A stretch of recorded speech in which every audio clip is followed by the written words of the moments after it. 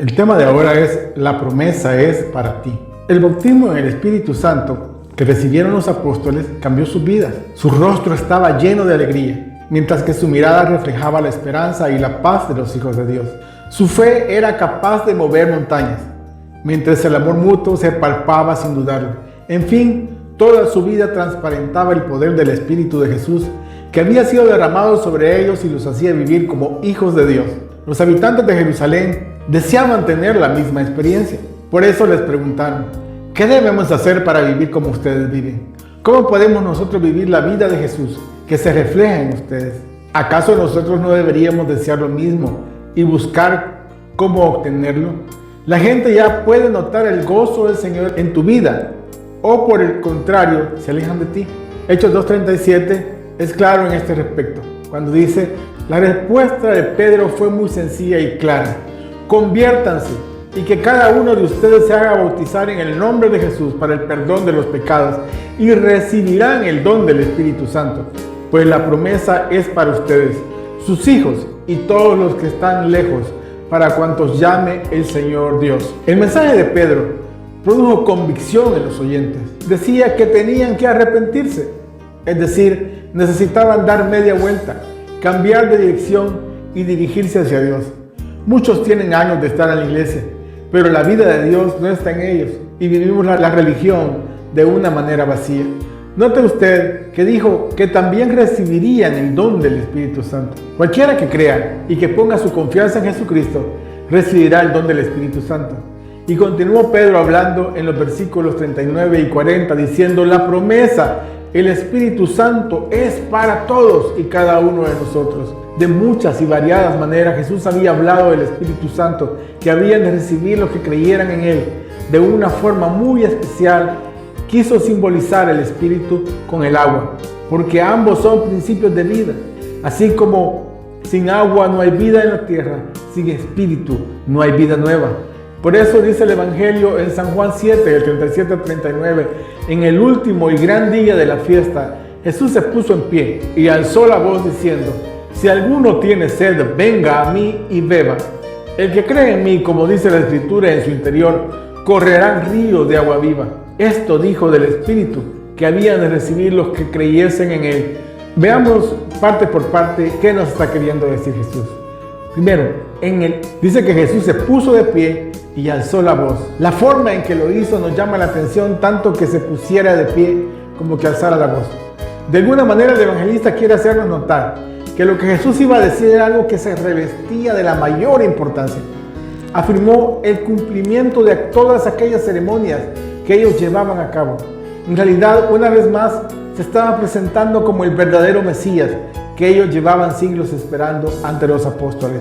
Si alguno tiene sed, venga a mí y beba.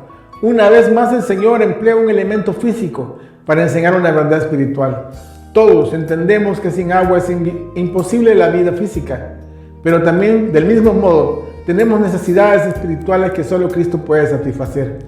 Algo similar le dijo anteriormente a la mujer samaritana en San Juan 4, del 13 al 14. Respondió Jesús y le dijo: cualquiera que bebiera de esta agua volverá a tener sed, mas el que beba del agua que yo le daré no tendrá sed jamás, sino que el agua que yo le daré será en él una fuente de agua que salte para la vida eterna. No cabe duda de que lo que encontramos aquí es una oferta completamente inmerecida de la gracia divina. Pero pensemos un poco más en algunos aspectos que se deducen de la afirmación del Señor. Cristo es la fuente que calma la sed. Cristo es la verdadera fuente. Solo puede dar alivio al corazón oprimido por el peso de sus pecados. No hay nadie más donde el hombre haya felicidad auténtica. Él sabe lo que el alma necesita. Él nos ha creado y conoce perfectamente nuestra sed espiritual, intelectual y emocional. Por eso, es el único que puede dar plena satisfacción a todo nuestro ser. Y aunque con mucha frecuencia el hombre no lo quiera reconocer, la vida sin Dios carece de sentido y se va secando. El mundo busca en vano satisfacer este anhelo, sin tener en cuenta a Dios. Intenta hacerlo con vacaciones, espectáculos, deportes, drogas, trabajo, nuevas relaciones, pero el anhelo persiste, o en el mejor de los casos, la satisfacción obtenida dura muy poco. ¿Qué significa esto? ¿Cuál es el problema? El error del hombre es buscar calmar su sed en el sitio equivocado. Jeremías 2:13 dice: porque dos males ha hecho mi pueblo. Me dejaron a mí fuente de agua viva y cavaron cisternas rotas que no retienen el agua. El origen de esta sed, la sed espiritual. Hay profundos anhelos espirituales en cada hombre y mujer que no han quedado satisfechos. Con frecuencia se culpa a otros de esta insatisfacción. La mujer culpa al marido, el marido culpa a la mujer. Culpamos al trabajo, a la economía, a los políticos, al gobierno. Pero en realidad la verdadera causa de este descontento está dentro de nosotros mismos. De hecho, si insistimos en culpar a otros, nunca solucionaremos esta angustia interior. Lo único que realmente conseguiremos será proyectar esta amargura sobre los demás. Seguramente por eso, en un intento de llenar la vida de sentido, el hombre ensaya en vano los más diversos cambios. Cambia de trabajo, de aspecto, de amigos, de costumbres, de mujer, de marido, de religión, de gobierno, de país. Pero siempre subsiste este mal misterioso que nos acompaña tenazmente a través de todos los cambios y la sed perdura. Y aunque el hombre moderno haya descartado de su vida de fe a Dios y crea que su destino está marcado por la economía, la ciencia, la tecnología y la política, sin embargo el hombre conserva en el fondo de su corazón profundas necesidades espirituales. Y es precisamente por el hecho de reprimirlas e ignorarlas por los que nunca llega a llenar su vacío. Tal vez ha logrado acallar la voz de su conciencia, pero persiste el conflicto interno que al no haber sido solucionado avanza progresivamente destruyendo su ser. Ha dejado de tener en cuenta las realidades morales y espirituales, pero en el fondo de su alma no ha logrado borrar por completo la noción de la ley divina. Así que muy en el fondo de él sigue sintiendo remordimiento por su violación, temor al castigo, necesidad de ser perdonado, de reconciliarse con Dios y con los hombres. En definitiva, necesidad de una renovación total de su ser. Y como consecuencia de todo lo anterior, aunque parece que el hombre moderno ha superado la necesidad de creer en Dios, aún así sigue evidenciando esta necesidad espiritual oculta cuando devora las publicaciones de astrología o se entrega al espiritismo, a la meditación oriental, pierde su tiempo en el Facebook, en el Instagram, siguiendo a estrellas de los deportes o del cine. Nada más que vanidad. En el fondo de toda esta cuestión está la necesidad de disfrutar del perdón de Dios y comenzar una nueva relación con Él. Por esta razón, todos estamos sedientos. Pero el llamado del Señor fue redirigido a aquellos que sí están dispuestos a admitir su estado y anhelan el perdón de sus pecados. Aquellos que se han dado cuenta de su total incapacidad para solucionar este problema por sus propios medios y que están plenamente convencidos de la gravedad de sus pecados. A estos son los que el Señor llama. En otra ocasión los describió como los pobres de espíritu. Se refería a ellos como los bienaventurados y que a ellos pertenecía el reino de los cielos, como lo dice Mateo 5:3. Un buen ejemplo de esta sed espiritual lo podemos encontrar en aquellos judíos que escucharon predicar a Pedro en el día de Pentecostés y que compungidos de corazón le dijeron: varones hermanos, ¿qué haremos? O como el carcelero de Filipo, que ansioso preguntó a Pablo y Silas: señores, ¿qué debo hacer para ser salvo? En Hechos 16:30. Por desgracia, son pocos los que manifiestan esta sed. La mayor parte de los hombres anhelan todo, menos la salvación. Buscan el dinero, buscan los placeres, buscan los honores, buscan la fama, buscan los excesos en todo género, buscan saciar nada más sus deseos. La invitación, hermanos, es para todos los que tengan sed, para los cansados y trabajados. Se abría la puerta de una esperanza. El salmista se había identificado con ellos cuando escribió: como el ciervo brama por las corrientes de las aguas, así clama por ti, oh Dios, el alma mía. Salmo 42:1. Jesús mismo ya había prometido saciar este tipo de hambre y sed, cuando en Mateo 5:6 decía: bienaventurados los que tienen hambre y sed de justicia, porque ellos serán saciados. Lo importante del anuncio que el Señor hizo es que nadie será rechazado. Y por eso dijo: si alguno tiene sed, Esta es la gracia de Dios que se ofrece por igual a todos los hombres. Hay que ir a la fuente y beber. Por muy obvio que parezca, hay que recordar que quien tiene sed debe ir a donde está el agua y beberla. Y aplicado a las palabras de Jesús nos recuerda la necesidad de ir a Él, de creer en Él, de seguirle a Él. Mateo 11:28 dice: venid a mí, todos los que estáis trabajados y cargados, y yo os haré descansar. De igual manera, se puede ir a la iglesia y cumplir con los ritos sin llegar a entregar la vida a Cristo. Lo que el Señor espera que el hombre haga es que ponga su fe en Él y que crea en las palabras que están escritas. A todos los sedientos, venid a las aguas, venid a comprar sin dinero y sin precio, comprar vino y leche. Isaías 55:1. Según la costumbre de Israel, cada día, durante la celebración de la fiesta de los tabernáculos, los sacerdotes traían un jarro de agua del estanque de Siloé. Estaban recordando aquella provisión milagrosa de agua que fluyó de la roca en el desierto. Y lo que el Señor estaba diciéndoles en el momento que se puso de pie es que Él mismo era la realidad última a que apuntaba aquella roca, de la que los israelitas habían bebido agua para aplacar su sed en el desierto. Y lo que ahora estaba diciendo el Señor es que Él mismo era el cumplimiento de todos aquellos símbolos del pasado.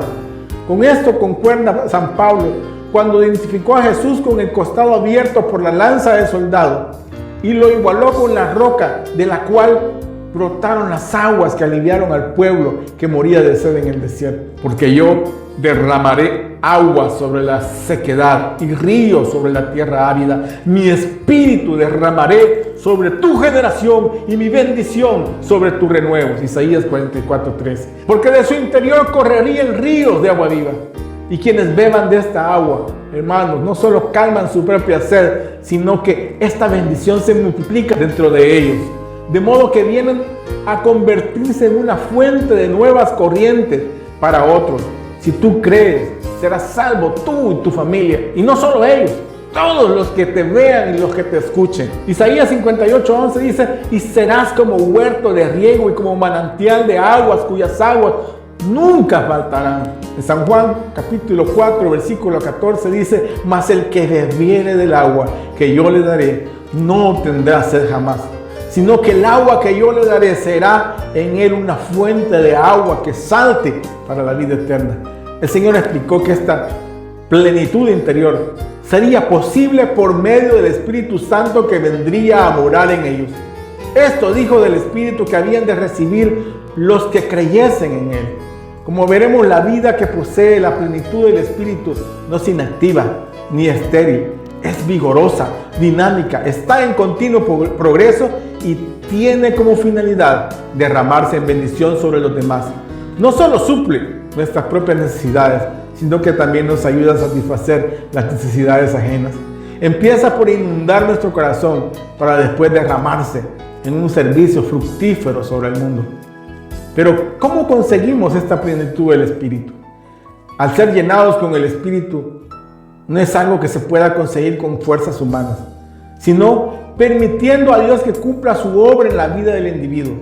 Así que perdemos esta plenitud porque no estamos dispuestos a morir a nosotros mismos, a negarnos a nosotros mismos y a someternos a la voluntad de Dios. Solo cuando dejamos que todos nuestros pensamientos, sentimientos, palabras y actos sean dominados por la influencia del Espíritu Santo, podemos disfrutar de su plenitud. Es por eso que aquellos cristianos que viven su fe a medias nunca llegan a experimentar la plenitud del Espíritu. Es triste ver cómo muchas veces los creyentes nos estancamos espiritualmente y con nuestras actitudes carnales impedimos que el Espíritu Santo llegue a cumplir todo lo que ha venido a hacer en nuestras vidas. Es un hecho que el Espíritu Santo nunca ejerce su poder en nosotros en contra de nuestra voluntad. La Escritura nos dice que es posible apagarlo en 1 Tesalonicenses 5:19 o contristarlo en Efesios 4:30. Por lo tanto, si queremos la plenitud del Espíritu, no podemos contrariarle con nuestros criterios y actos carnales.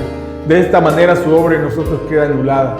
La experiencia de ser llenado con el Espíritu solo puede ser disfrutada cuando un cristiano toma el paso inicial de presentar su cuerpo en sacrificio vivo. Romanos 12:1 dice: así que, hermanos, os ruego por la misericordia de Dios que presentéis vuestros cuerpos en sacrificio vivo, santo, agradable a Dios, que es vuestro culto racional. Implica, en primer lugar, una rendición total a la palabra de Dios. Y también implica dejar el pecado fuera de nuestra vida. El pecado siempre contrista al Espíritu Santo, lo que impide su plena manifestación. ¿Cómo se manifiesta la plenitud del Espíritu en nuestra vida? Podemos resumir de sus múltiples efectos. Santifica al creyente de tal manera que se produzcan en él los frutos del Espíritu. Ya vimos algo de eso en el tema que pasó en Gálatas 5:22. Ilumina a los cristianos para conocer la palabra y aplicar sus verdades a cada situación particular por la que atraviesan. Leamos 1 Juan 2:27. Le da el poder para servir fielmente de acuerdo con los dones recibidos y también para testificar de Cristo. Leamos Hechos 1:8. Guía y dirige las oraciones de los creyentes para que estén de acuerdo con la voluntad de Dios. Leamos Efesios 6:18. Hace que su adoración sea agradable a Dios. Leamos Juan 4:24. Quizá en este momento debamos detenernos para hacernos una reflexión personal. Hemos bebido de esta agua. Sabemos lo que es estar satisfechos. Estamos comunicando a otros lo que hemos recibido del Señor. Anhelamos sinceramente recibir la plenitud del Espíritu. Como dice la palabra, si alguno tiene sed, es la única condición. Venga a mí, beba. Es la generosa invitación del Señor al recibirlo. El Espíritu será en nosotros una fuente y derramará de su plenitud para bendición nuestra y de nuestros semejantes. Esto dijo del Espíritu que habían de recibir los que creyesen en Él. El único requisito para recibir al Espíritu Santo es creer en Él, y que quien no lo tiene es porque no cree, como dice en 1 Corintios 12:13. Según las afirmaciones de Juan el Bautista, la misión de Cristo abarca dos aspectos. Podemos leer Juan 1:29-34. El primero, quitar el pecado del mundo, y el segundo, bautizar en el Espíritu Santo. Cuando una persona cree en el Señor Jesús para salvación, lo primero que recibe es la justificación, el perdón, la limpieza de sus pecados. Pero una vez que ha quitado el pecado, no deja a la persona vacía, la regenera, la llena de su Espíritu Santo para que le pueda servir. Mientras que en la antigüedad solo algunos recibían el Espíritu Santo. Eran personas especiales para servicios especiales en momentos especiales, pero nunca de forma permanente. Y por contraste, todos los creyentes del Nuevo Testamento tienen siempre el Espíritu Santo morando en ellos. Sin excepción lo reciben. Tal como el profeta Joel había anunciado y el apóstol Pedro se encargó de enseñar al pueblo en el día del Pentecostés. Hechos 2:16-18 dirá: mas esto es lo dicho por el profeta Joel.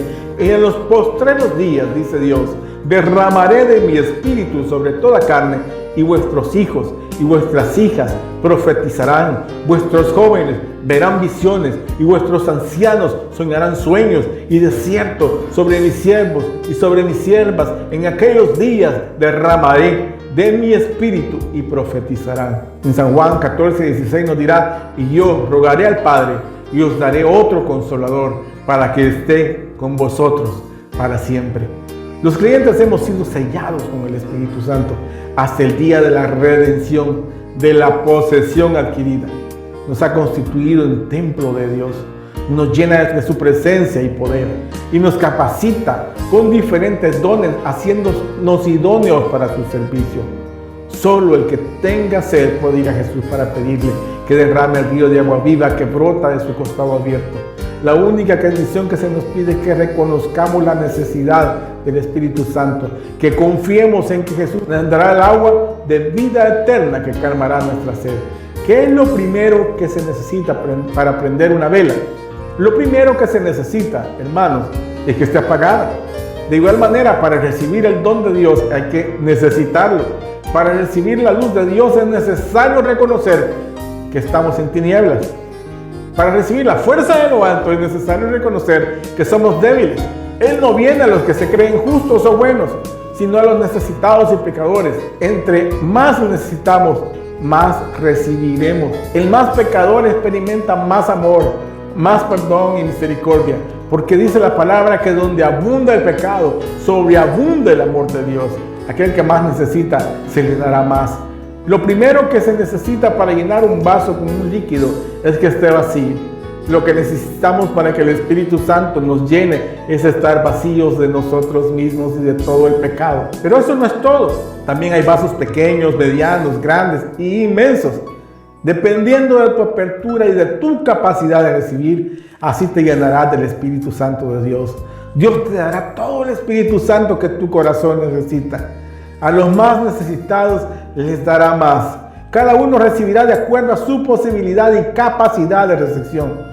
Cuando más abierto y necesitado se está, más se recibirá.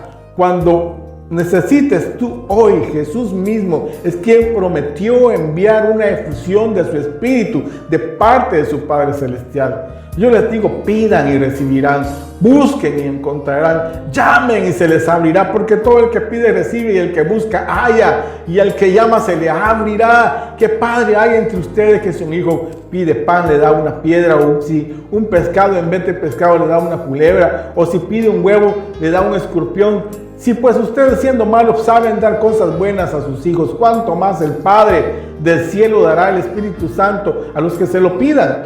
Al vivir el Evangelio de Jesucristo, desarrollamos en nuestro interior una fuente viviente que satisfacerá eternamente nuestra sed de felicidad, de paz y de vida eterna.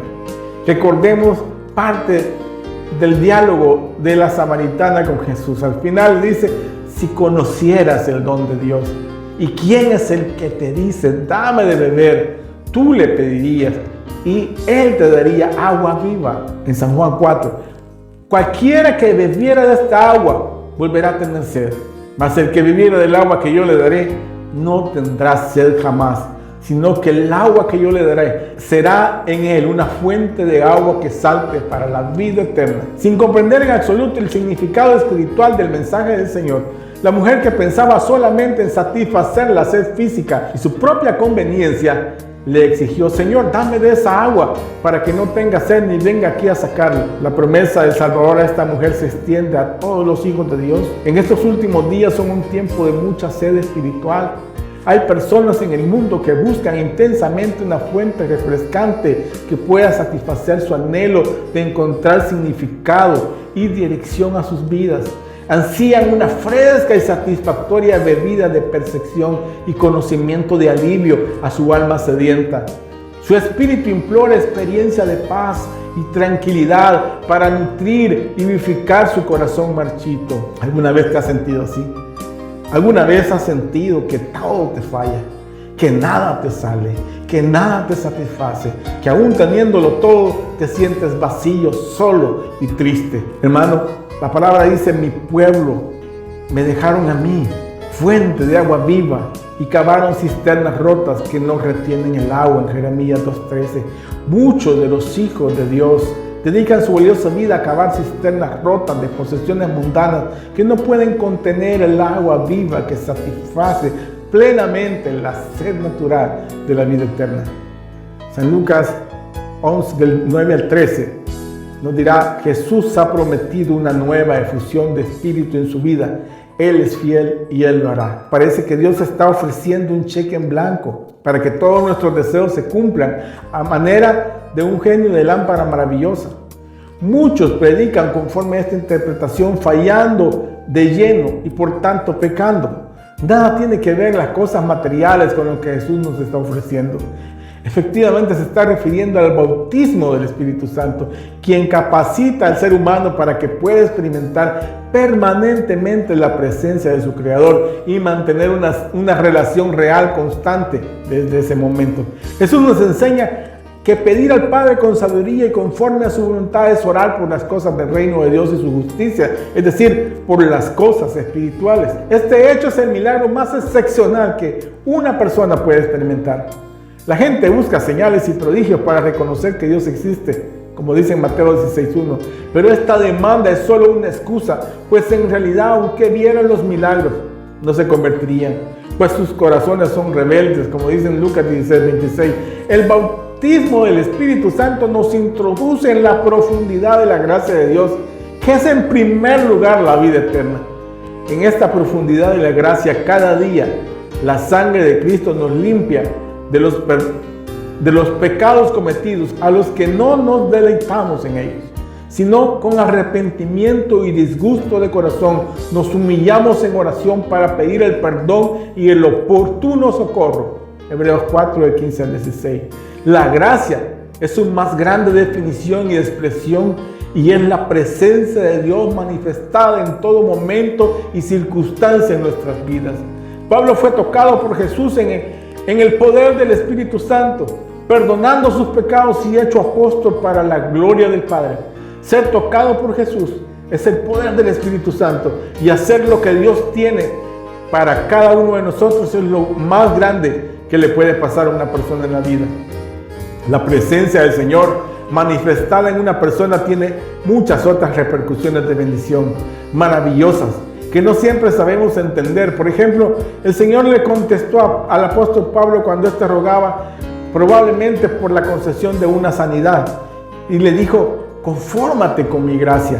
La negativa de esa petición en 2 Corintios 12 del 8 al 9 nos muestra que la gracia es infinitamente más valiosa que cualquier sanidad o que cualquier milagro, que sin dejar de ser hechos de gracia en sí, pero no es la gracia más importante. En el caso de Pablo, el Señor tuvo a bien no concederle esta petición, seguramente por el carácter fuerte que Pablo tenía. Una petición no concedida a veces puede ser también una bendición, porque tiene una razón de ser que más adelante verás que fue para bendición en tu vida. Vivimos en fe y por fe en humildad, dando gracias a Dios por todo, pues todo lo bueno que recibimos es por gracia y lo malo siempre al final será para bendición. No vivimos por emociones, vivimos por convicción. Efesios 5:20 dice: dando siempre gracias por todo al Dios y Padre en el nombre de nuestro Señor Jesucristo. Jesús nos lo prometió. Nosotros le vamos a pedir que cumpla su promesa porque tenemos especial necesidad de su Espíritu. Jesús quiere dar una nueva efusión del Espíritu Santo para transformar tu vida. Él ya ganó con los méritos de su muerte y resurrección. Es un don que quiere regalar. No te obliga a que lo recibes, solo si tú quieres y se lo pides. Tú no mereces el Espíritu Santo, pero Jesús, el Hijo de Dios, lo mereció por ti y para ti. Solo te pregunta si lo quieres. Si tienes sed del agua viva, Jesucristo es el mismo de ayer, de hoy y de siempre. Y lo que hizo en Pentecostés hace 2000 años lo puede hacer ahora. Lo que hizo en el cenáculo lo puede hacer hoy. Lo que hizo en Pedro y los demás discípulos lo puede hacer en ti si lo pides. Si reconoces que lo necesitas. Si tienes sed del agua viva. Así como una vela encendida puede encender miles y millones de velas y su luz no por eso disminuye ni se acaba. Así Jesús dando su Espíritu. Nunca se le acaba. ¿Cuánto nos cuesta el don del Espíritu Santo? Nada. Es completamente gratis. Es solo que tenga sed y que se acerque y que quiera y que reciba gratuitamente el agua viva. A nosotros no nos cuesta nada el don del Espíritu porque Jesús ya le costó su vida ganarlo para nosotros. Por eso le llama don, porque es completamente gratis. Jesús ya pagó su precio con su muerte y resurrección. Lo único que tenemos que hacer es acercarnos a Jesús glorificado, que está lleno de Espíritu Santo, y pedirle que Él mismo abra nuestro corazón de acuerdo a nuestra necesidad para que lo llene de su Santo Espíritu. Jesús en su glorificación fue llenado con plenitud divina de Espíritu Santo, siendo constituido Mesías y Cristo, que significa ungido con Espíritu de Dios. Pero fue tanta esta efusión que Jesús tomó, que la derramó sobre sus apóstoles en Pentecostés y lo sigue haciendo hasta el día de hoy. Jesús, Mesías, es quien da Espíritu Santo. A partir de ese glorioso día de Pentecostés, el Espíritu Santo se sigue derramando sobre personas, comunidades, hombres y mujeres, ricos y pobres. Cada uno de nosotros estamos llamados a vivir nuestro Pentecostés personal. Hoy es día en que Dios te está ofreciendo el don de su Espíritu. La donación del Espíritu cambia nuestro ser de tal manera que desde fuera los demás se dan cuenta que algo ha pasado en nuestras vidas.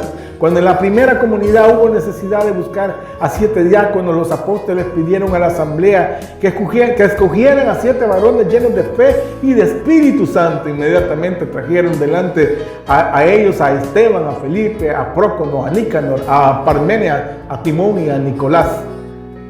La comunidad percibía claramente quiénes estaban llenos del Espíritu Santo. Si alguno tiene el Espíritu de Cristo, vive como Cristo, ama como Cristo, sirve como Cristo. En fin, es un destello del mismo Cristo Jesús. En una ocasión, dos señoras se acercaron abruptamente a su párroco y le insistían vehementemente: Padre, ¿no quiere que oremos para que usted reciba el Espíritu Santo? El sacerdote, un tanto molesto, le respondió bruscamente: el Espíritu Santo ya lo tengo yo. Lo recibí el día de mi bautismo, lo recibí el día de mi confirmación y lo recibí el día de mi ordenación sacerdotal. La otra señora, que se había quedado callada, respondió con sencillez: entonces, ¿no quiere que oremos para que se le note? Sin duda que nosotros ya tenemos el Espíritu Santo, pero hoy Dios quiere darte una nueva fusión, tan grande, tan abundante, tan generosa, que hasta se te va a notar, mi hermano. No solo tú, sino los que te rodean se darán cuenta que algo nuevo ha pasado en tu vida. Seguramente que ya tenemos el Espíritu Santo, pero es muy diferente a que esté presente en nosotros, a que le dejemos estar activo. Ciertamente lo tenemos como huésped de nuestra alma, pero tiene que llegar a estar como centro de nuestras vidas. Jesús, una vez más, te ofrece el don de su Espíritu el día de hoy. Quiere darte más de lo que ya te ha dado. No le puedes decir que no a esta prueba de su amor. Hermano, yo te invito a que si tú todavía no has experimentado el amor, la misericordia y sobre todo la presencia de Dios en tu vida, que hoy lo hagas, que hoy experimentes, que hoy pruebes clamar al Espíritu Santo en tu vida y a partir de hoy, todos los días de tu vida. Que el Señor te bendiga abundantemente. Gracias por llegar hasta el final escuchando este tema. Si te ha gustado, compártelo.